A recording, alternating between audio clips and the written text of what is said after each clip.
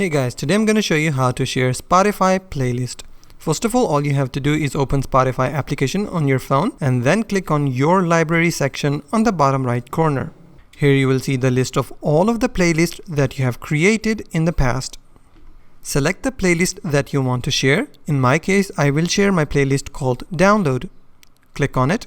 Here you will see a share icon in your playlist, which is just beside the three-dotted menu. Click on the share icon. Here it will show you a bunch of options that you can use to share your Spotify playlist. Either you can send on Snapchat, WhatsApp stories, your Instagram stories, your Facebook feed, your Instagram messages, your Facebook stories. You can also click on more to unlock more options. I will click on copy link. Once the link is copied to my clipboard, then I can share my playlist link to anyone. For example, I will open WhatsApp. For example, I want to send my playlist to my friend.